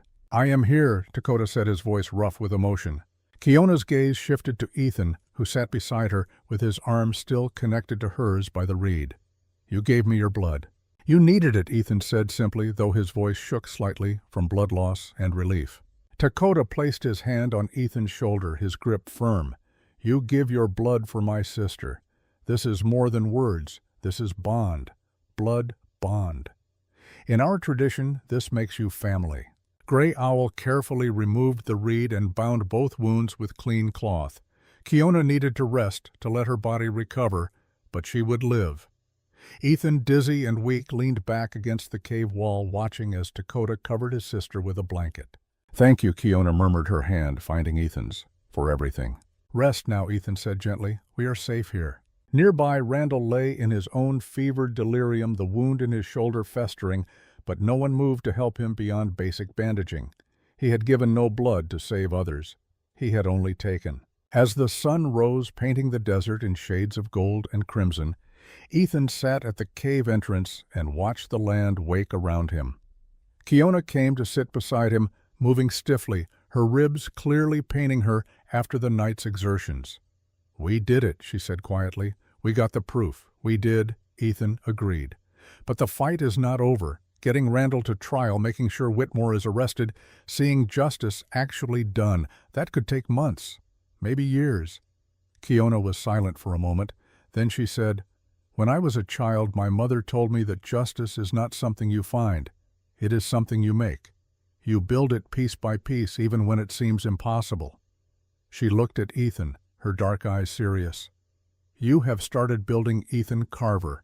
Do not stop now. I do not plan to, he said. From deeper in the cave, Cross called out, Carver! Kiona, you should hear this. They went back into the darkness to find Randall awake, propped against the cave wall, his face gray with pain and fever. Cross stood over him, notebook in hand. He wants to talk, the marshal said. He wants to make a deal. Randall coughed, winced, and spoke in a voice barely above a whisper. I am dying. I can feel it. The fever is spreading. I will not live to see trial. Good, Kiona said coldly. But I can give you something before I die, Randall continued. Full testimony, names, dates, amounts. Everything Whitmore did, everyone involved. I kept records insurance in case Whitmore ever tried to betray me. Those records are in a bank vault in Denver. I will tell you how to access them, in exchange for one thing. What Cross asked, immunity. Not for me, for my family. My wife knows nothing about any of this. My children are innocent. I want your word that they will not be punished for what I have done. Cross considered this. If you give us everything, if your testimony brings down Whitmore and the others, then yes, your family will be protected. Randall nodded weakly. Then write this down, Marshal, because I do not have much time left. For the next hour, as the sun climbed higher and the day grew hot, Randall talked. He confessed to orchestrating 23 separate massacres. He named 4 senators, 6 territorial judges, and a dozen military officers who had participated in or profited from the conspiracy. He detailed the financial arrangements, the payoffs, the carefully constructed lies that had allowed them to operate with impunity for years. And he confirmed what Ethan had already known but needed to hear spoken aloud. Clara Carver had witnessed the execution of Apache prisoners. She had threatened to report it to federal authorities. Randall had given the order to eliminate her and make it look like an Apache raid. The same order that had killed Rose, an innocent child whose only crime was being in the wrong house at the wrong time. When Randall finally finished, his voice was barely audible, his breathing shallow and labored. That is everything. Everything I know. Everything I did. May God have mercy on my soul, because I know no one else will. When Randall finally finished, his voice was barely audible, his breathing shallow and labored. The wound in his shoulder was festering, the infection spreading rapidly through his weakened body. That is everything. Everything I know. Everything I did. May God have mercy on my soul, because I know no one else will. They tended him through the long night, cross-applying what medicinal knowledge he had, but the fever climbed steadily higher. Randall's skin burned to the touch, his eyes becoming glassy and unfocused. He mumbled incoherently, calling out names of people long dead, begging forgiveness from ghosts only he could see. By dawn of the second day he had fallen silent, his breathing reduced to shallow gasps. Dakota sat nearby, watching the man who had killed so many of his people slowly die, his face expressionless. Randall died as the sun rose over the desert on that second morning, his last words a whispered apology to a wife and children he would never see again.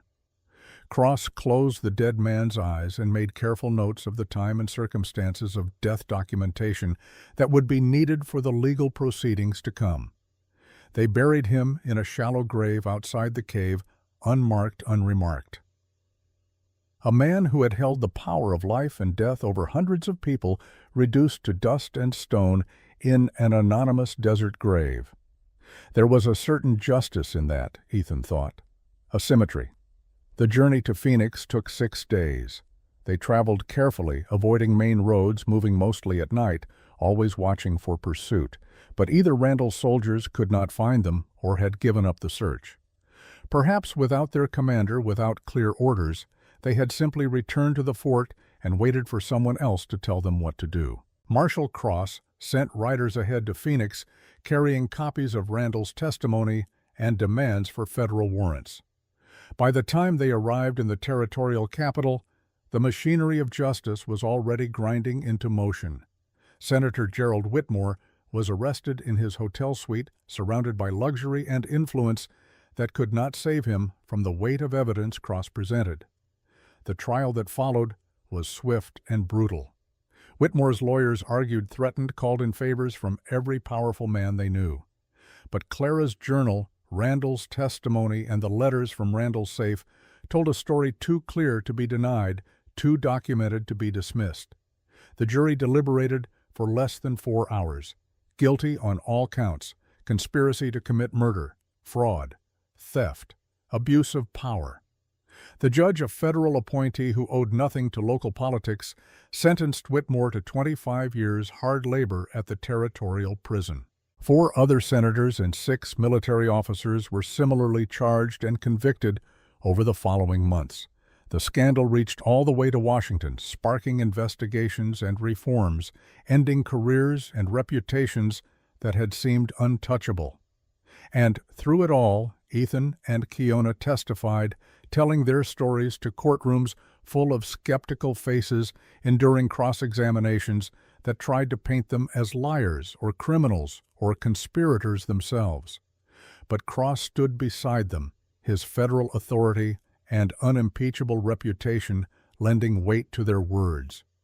When it was finally over, when the last conviction had been handed down and the last appeal denied, Ethan returned to his ranch, or what was left of it.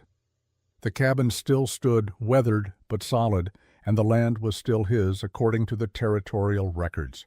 But he did not return alone.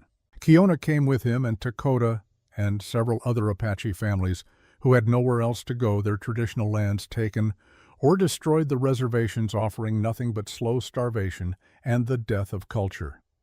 Ethan signed papers giving them the right to build on his land, to farm and hunt and live as they chose.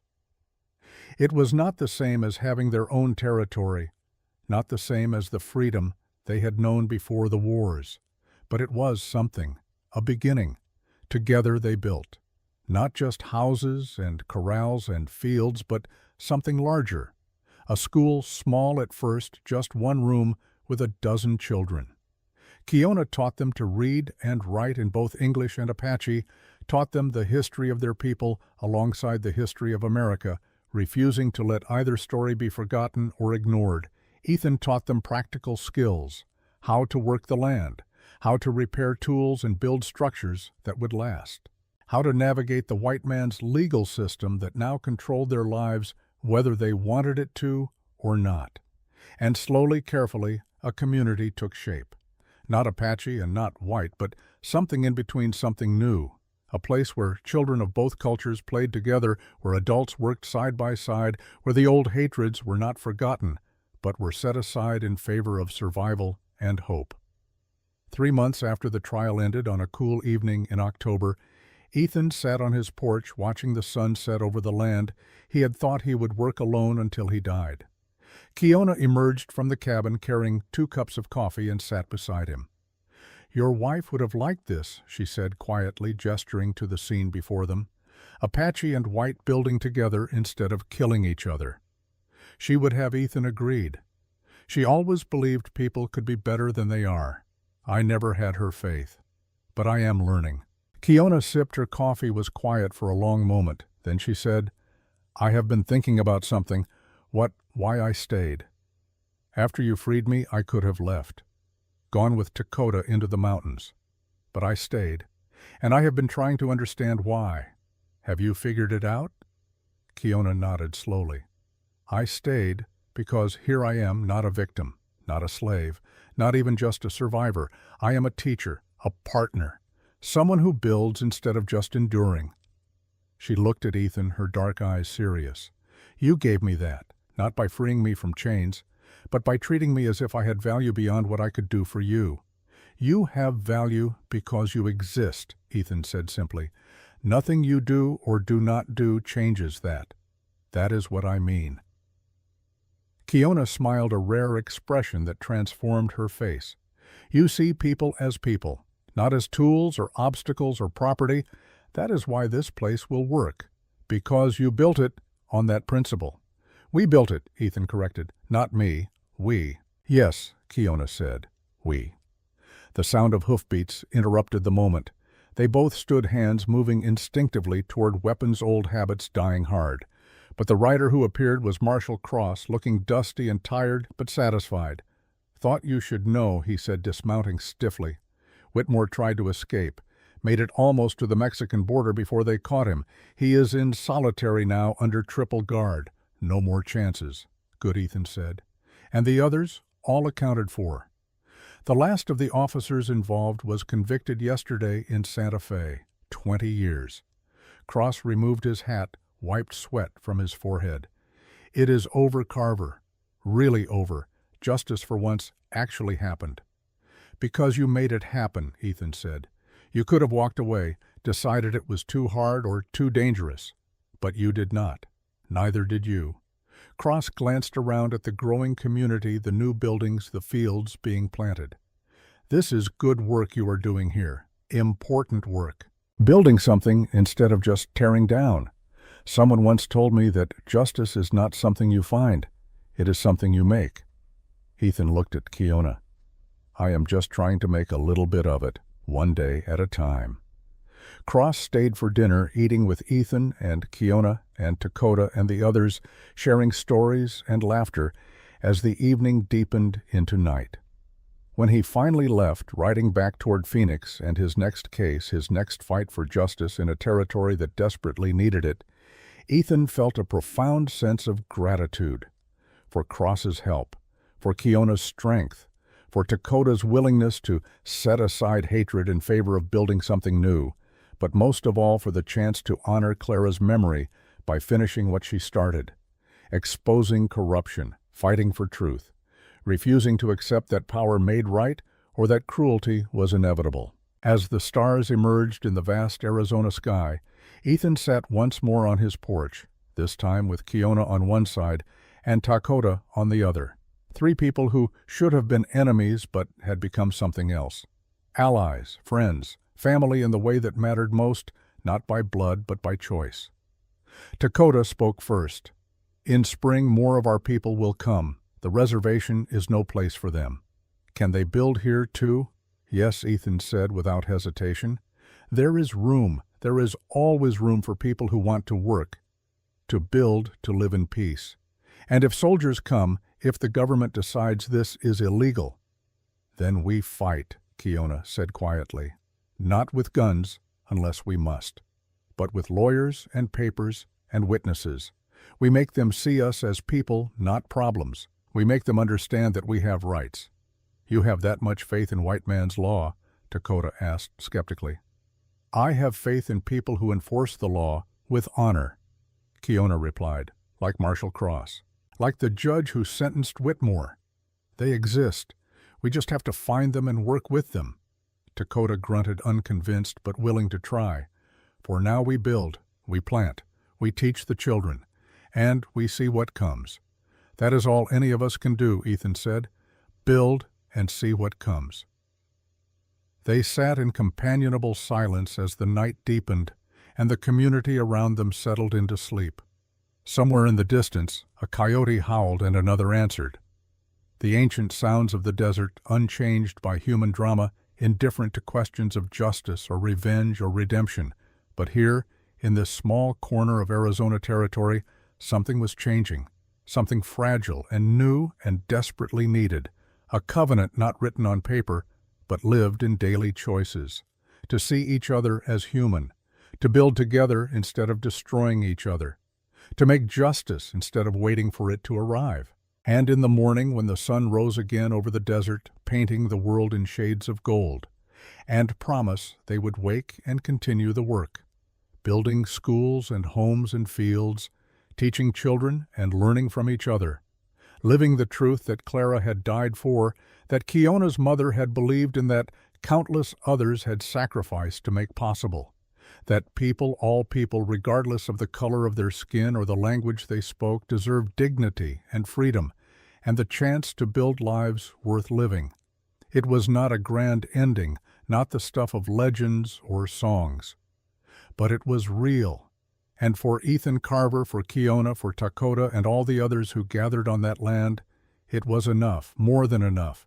It was a covenant written in dust and sealed in hope, and it would endure. In the spring of 1881, on a morning when the desert bloomed with wildflowers after rare winter rains, Ethan Carver and Kiona were married in a ceremony that blended Apache tradition with frontier simplicity. Dakota performed the Apache rituals, binding their hands with a woven cord and speaking the old words about two paths becoming one. Marshall Cross stood witness for the legal documentation, ensuring their union would be recognized by territorial law. They exchanged no rings, made no grand promises. Instead, they planted a tree together at the edge of the schoolyard, a young cottonwood sapling that Dakota had brought from the mountains. Its roots would drink from the same earth that had drunk so much blood. Its branches would reach toward a sky that belonged to everyone and no one. "This is our covenant," Kiona said as they packed soil around the sapling's roots with their hands intertwined. "Not words on paper that can fade, not promises that can be broken, but something living, something that grows." Ethan looked at her, this woman who had come into his life as a $2 purchase and had become his partner, his equal, his reason for building something better than what had come before. "Together," he said quietly, "we grow together." Kiona smiled, the rare expression that transformed her face and made his heart catch every time he saw it. Together. Around them, the community gathered to celebrate. Apache and white rancher and warrior, adults and children, all standing witness to a union that represented more than just two people choosing each other. It was a symbol of what was possible when people refused to be defined by the hatred of the past, when they chose to build rather than destroy. As the sun climbed higher and the celebration continued, Ethan pulled Kiona close and she rested her head against his shoulder. The scar on her side where his blood had saved her life pressed against his ribs. The scars they both carried, visible and invisible, would never fully fade, but they would build something beautiful anyway, not in spite of the scars, but because of them, because they knew the cost of cruelty and the value of mercy. That night, as stars filled the vast Arizona sky, Ethan whispered to the ghosts that had haunted him for so long. "Clara, Rose, I hope you can see this. I hope you know that I finally understand what you tried to teach me. That love is not just what we feel, but what we build. That justice is not just punishment, but making room for something better to grow." And in the silence of the desert night, beneath a canopy of infinite stars, it felt like forgiveness, like peace, like home. The end.